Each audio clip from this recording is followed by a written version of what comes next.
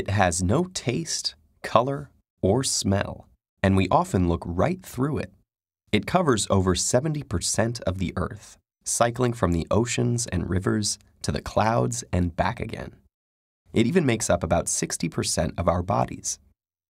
With all this water around and inside us, it's easy to take its presence for granted.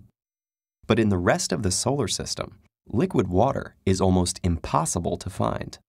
So how did our planet end up with so much of this substance, and where did it come from?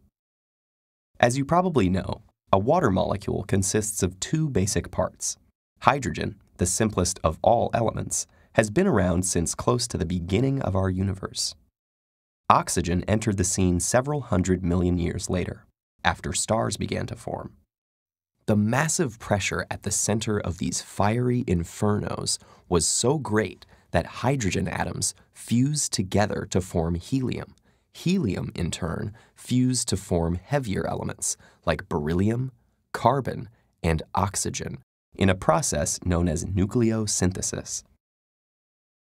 When stars eventually collapsed and exploded into supernovas, these new elements were spread across the universe and combined into new compounds, like the now familiar H2O.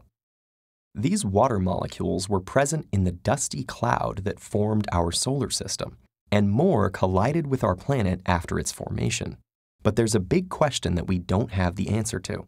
How much water arrived on Earth? And when? If, as one theory goes, relatively small amounts of water were present on Earth when the rock formed, the high temperatures and lack of any surrounding atmosphere would have caused it to evaporate back into space. Water would have been unable to remain on the planet until hundreds of millions of years later, when our first atmosphere formed through a process called outgassing. This occurred when molten rock in the Earth's core released volcanic gases to the surface, creating a layer that could then trap escaping water. So how then did water get back to the planet?